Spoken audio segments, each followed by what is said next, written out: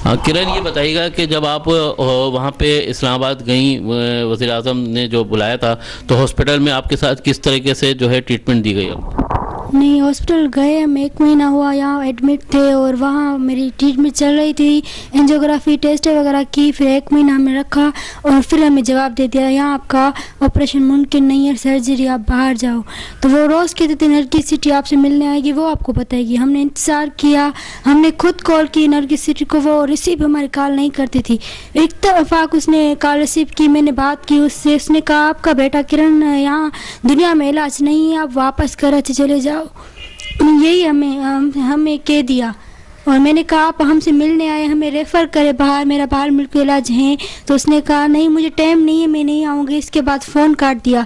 फिर कल परसों अम्मी अबू से मिलने भी गए थे वहाँ, तो उसने अम्मी और अबू को मिलने नहीं दिया और बाहर निकाल दिया। मेरे साथ किरण सोमरो के वालिद जो है सिकंदर साहब मौजूद हैं। इनसे पूछते हैं कि इनके किस तरह से इनकी ट्रीटमेंट के लिए जो है इनकार किया गया और वज़ीर आज़म की हिदायत के बावजूद जो इस बच्ची को का इलाज जो है के लिए जो है मुल्क बैरून मुल्क जो है नहीं ले जाया गया। आइए पूछते हैं। अस्सलाम वालेकुम। वालेकुम सलाम। सिकंदर साहब, ये फरमाइएगा कि जब नरगिस सेठी का आपके पास फ़ोन आया, जब आप लोग गए तो क्या उम्मीदें थीं, उसके बाद जाने के बाद क्या हुआ?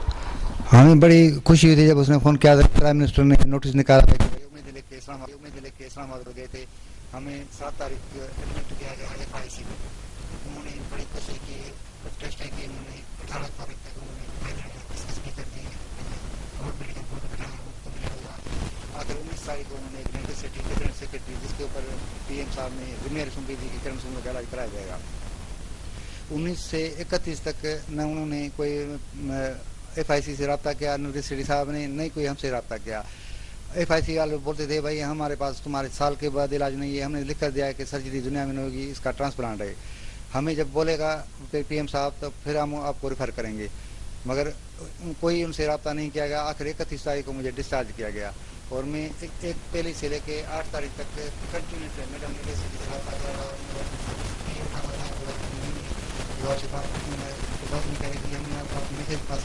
आगा खान की रिपोर्ट मेरे पास मौजूद है, कार्डियो की रिपोर्ट मौजूद है, FIC की रिपोर्ट मौजूद है। उनका कहना है कि भाई इसका ट्रांसप्लांट होगा जो अमेरिका इंग्लैंड में पॉसिबल है, मगर जब हम रेफर के लिए कोई कहे हमने आपको नहीं बुलाया। फरमाइए कि आप इसके बाद वज़ीर आज़म यूसुफ रज़ा गिलानी साहब से आप कुछ कहना चाहेंगे?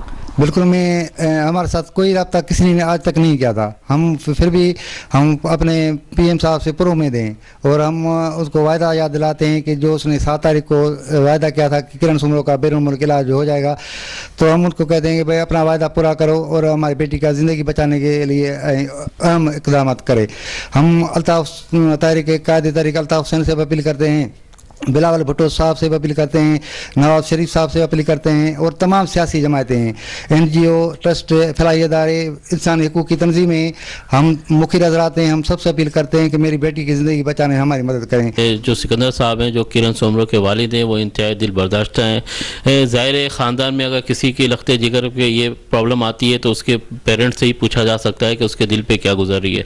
ये सिकंदर साहब का जो कहना था, उनका कहना था वो वज़ीर आज़म को वो वादा याद दिलाना चाह रहे थे जिन्होंने इस पे एक्शन लिया था और उसके बाद इनको लावारिस के तौर पे जो है वहाँ पे छोड़ दिया गया, यहाँ तक कि उनको वापसी के जो टिकट भी नहीं दे गए।